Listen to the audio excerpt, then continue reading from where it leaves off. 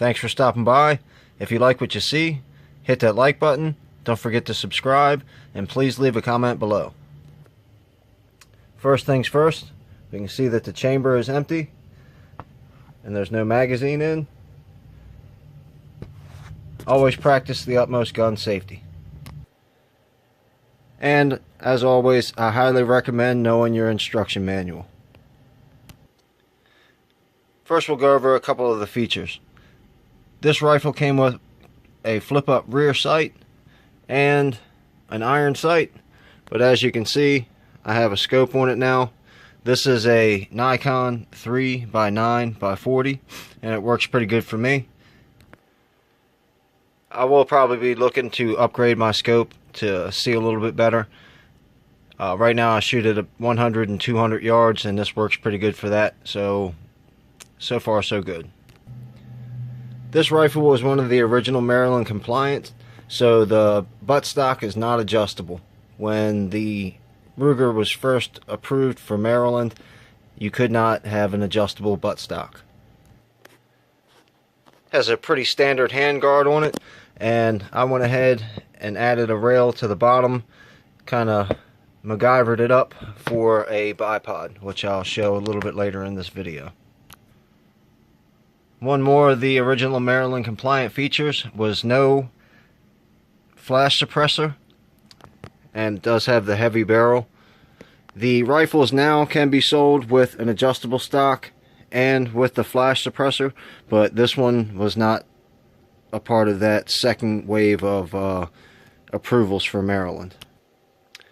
And I'm not really concerned because I bought it like this because I like it like this, and that's good enough for me. Just a quick look over the lower receiver. It's a pretty standard lower receiver. As you can see, I've colored in the logo and some of the wording. Basically, I just used a regular wax crayon that any kid would have, and you just take and rub it back and forth in all kinds of different directions. Sorry about losing the focus there. And then wipe off the excess, and there you go.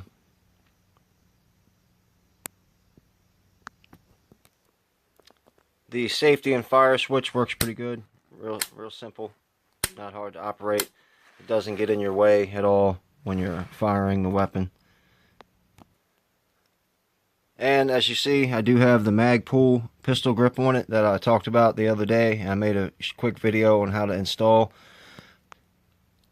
Really, I don't find much of a difference. I was pretty used to the stock one, and having the Magpul on, I've only fired maybe 20 rounds through it with this one, and I don't really notice any difference. Maybe if I was long-term carrying it, other than, sitting on a bench rest with my bipod, I would notice the difference. But for my taste, I'll probably go back to the original, the Ruger, and stick with that.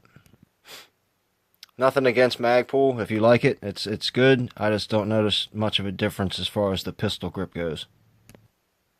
On the other side of the rifle, you can see it indicates the fire in the safe, and then it has the dust cover and magazine release on both sides. I've never had any actual manufacturing problems with this gun. The one thing that I do notice with my bolt catch, it doesn't stay caught very well. When you sit the butt down at the range, a lot of times it'll snap back into place. So looks like I'm probably going to have to go ahead and replace my bolt catch. But other than that, there's not been one single problem that I've had with this rifle, and I plan on buying another one. I just don't know when. I'll see how well this works. I'll try a fire off. You can see the bolt snaps into place pretty good. This is a stock bolt. It's the one that came with the gun, and I've never had any issues with it. So it works pretty good for me. I highly recommend the Ruger product, and I'm not affiliated with Ruger in any way. It's just something that I like, so that's why I buy them. One of the things that I do like is the pin that holds the hand grip on is literally finger tight, and it comes right off. In the instruction manual, it tells you only tighten it finger tight, The first day that I got the rifle, I didn't read the instruction manual, and I tightened it up too tight, and it took me quite a while to get it off. So when they say finger tight, they really mean finger tight. But it's real easy for the assembly and disassembly, and keeps you from having to pull down on it and pull up on the handguard. So I like it. I like this feature quite a bit. And there you can see my gas line. This rifle came with a 10-round magazine. Once again, I do live in the state of Maryland, and in order to buy any firearm in the state of Maryland, it has to be 10 rounds or less. I'm sure all of you have seen a 10-round magazine. I'm not even too sure where I put it, so I'm not going to feature that in this video. This rifle also comes with a forward assist. Works pretty good. It's really easy to operate. I've yet to have to use it yet, other than just playing with it. I've never had a situation where the bolt didn't go all the way into battery and I needed to push it forward. So once again, so far so good. And it is time for a cleaning. So as best as I can, I'll show you a quick way to take it apart and show you the components. I'm not going to bore you with actually cleaning it. You can go see other videos that probably show a better job than I have on how to clean it. And everybody's got their different techniques and different chemicals and products that they like to use, so I'm not going to go ahead and film any of the cleaning part, but I will show you a quick way to break it down. This rifle has 2 takedown pins. One you can see right here, and the other one you can see right here. What I always do, the first thing I do, obviously, make sure it's empty, make sure it's safe, snap the bolt into a forward position, and I start by pushing this first pin in, and it's a little bit stiff just to do with my finger, so I'll show you what I do. What I do, and you can see I didn't do it every time, I got a nice nasty little scratch, and then you'll see a couple scratches there where I didn't do it right. I just take a Phillips head screwdriver and any rag that you might have around the house, or a t-shirt, or anything that you don't care about poking a hole through it, and I place the rag over top of the pin and push it out with the screwdriver. Pretty simple. You see it's pushed through. There's a big hole there now, and I'll show you the other side real quick. And there's what the other side looks like with the pin pushed all the way through.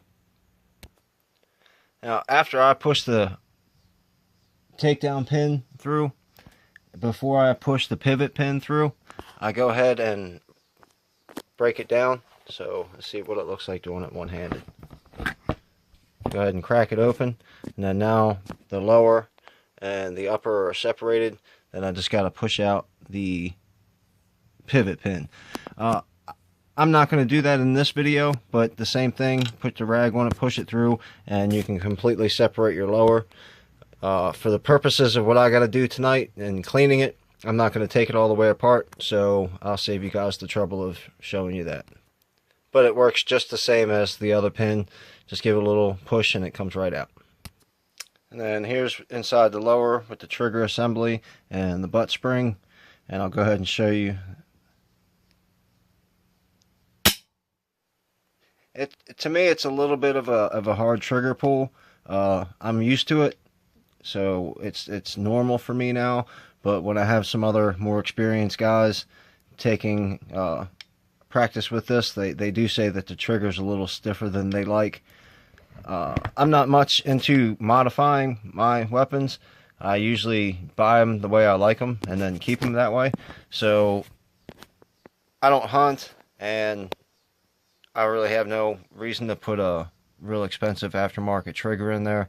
So I'm just going to keep it the way it is. Once again, I'm happy with it. I like the way it works. It feels good in my hand, and that's why I'm going to keep it the way it is. Whenever I do my actual first build, then I'll get into finding the trigger that works best for the build that I'm going to build. But as far as I'm concerned, the factory did a pretty good job with this. Alright, and then up here in the upper, all you got to do is grab your charging handle and pull it straight back, and you'll see the bolt comes out with it.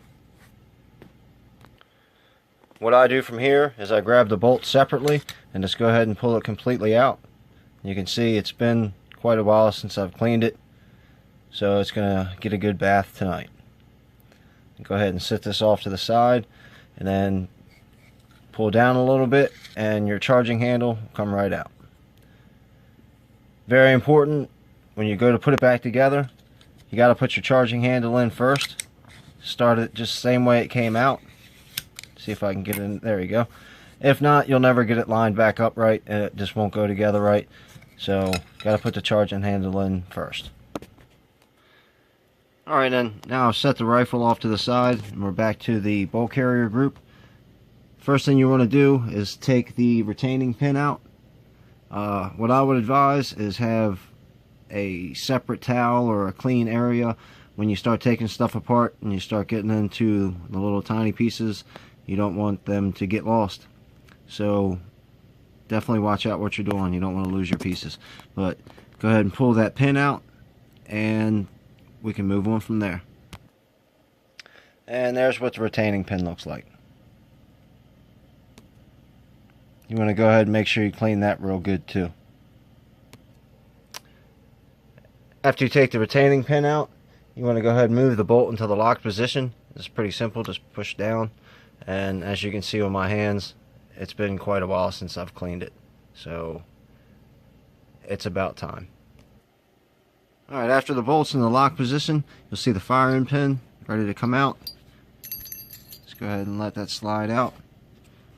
And then I'll try to give you a look at what that looks like.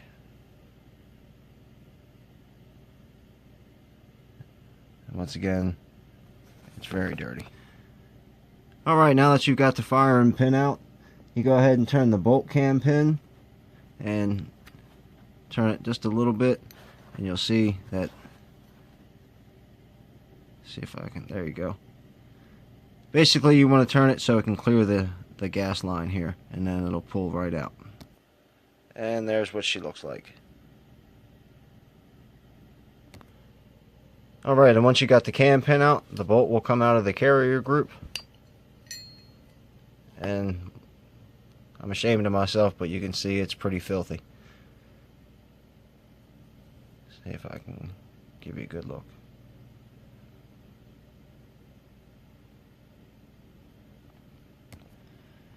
Alright, and here's the retractor. You want to go ahead and push on it a little bit to make sure that you don't have a whole bunch of play. If you got a bunch of play, it's either it's super dirty or it needs to be replaced, and this one's nice and stiff, although it is pretty filthy dirty. You can remove it by pushing that pin out, and then it pretty much just pulls right off. Once again, when you're taking little tiny pins out, be careful that there's not little springs in behind things, and be careful not to lose your pins. Alright, now you want to check and see if I can get them to come into focus. See that hole right there? These are my gas rings, and there's 3 rings on there. You see 1, 2, 3. You want to make sure when you put your, once again, I'm not familiar with every single AR, but as far as this Ruger goes, you want to make sure that you don't have all 3 of those lined up. Having them separated helps the gases pass through properly and helps the firearm function properly. So you want to make sure that when you put it back together, they're not all 3 lined up together. You can take your gas block off and basically tear the whole gas system down.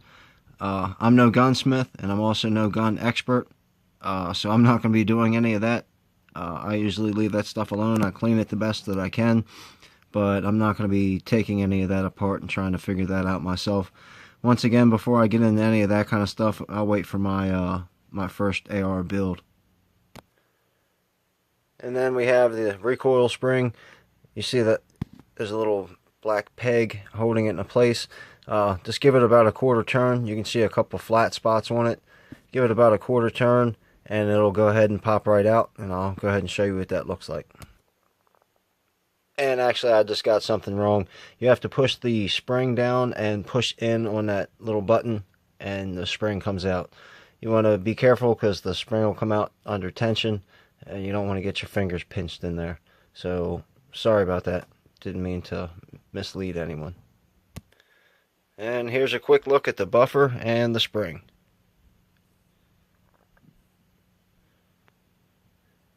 Everybody at the range says that my gun fires and it sounds like a 308. It's just 5.56. It has basically no recoil, whether you're standing or whether you're sitting or however you're firing it. I don't think that it has hardly any recoil at all, but I do have to admit that it's one of the louder guns at the range. Some people say it's the 5.56 ammo, some people say it's the heavy barrel, but everybody says that it's super loud. So there you go. And after you got it all cleaned, you kind of just go in reverse, putting it all back together, and we'll go through that real quick. When you go to put the bolt back in the carrier group, you'll have to turn it a little bit, and then you'll see it'll drop down into position. Then you go with your cam pin. When you go to put the cam pin back in, it's a little tricky as well. You've got to have the bolt lined up in the carrier just right, and the pin will slide down inside there. Then you can turn it so the gas assembly will block it from coming out. Alright, once you get the cam pin back in, I'm going to go ahead and you can kind of cheat and just rock it backwards. Let's see if I can. I had to cheat a little bit, so I had to put you on pause, and then you can see with it turned, that way it won't fall out. Then you can slide your firing pin back in and put your retaining pin back in. And there we have it all back together now, and it can go back inside the upper. Once again, refer to your owner's manual. I'm not too proud to say that Ruger knows more about guns than I do. That's why I'm shooting a video on one of their guns and they're not shooting a video on one of mine. So stick to your owner's manual and it'll help make assembly and disassembly that much easier. I went ahead and put the buffer and the spring back in. Now this is where you can just push it straight down, and when you push it straight down, the little pin will move out of the way and lock it into position for you. And remember, when you put the charging handle back in, see if I can put it in slightly angled and go ahead and push it in. Then you set your bolt carrier group in neck. Always a good thing to remember, put the gas block pointing forward. There's been plenty of times where I've done it the wrong way and wondered why it wasn't going together. So let me put you down again. You do have to have the charging handle pulled back slightly in order to get the bolt carrier group in. In the bottom of the charging handle there's a little slot that the gas block will go in, and that's why it wasn't working for me last time. Sorry about that. Once you get it put properly together, just go ahead and push it all the way in and it should snap into place. And there you go. And you'll see there's a little flange with a hole in it on the upper that'll line up with the hole in the lower, so you can push your pins back through. And a real quick tip, the lower and the upper will not join back together as long as the firing pin is up. So you gotta pull your firing pin down, or hammer, I'm sorry, and then the two pieces will come together. It can be quite frustrating.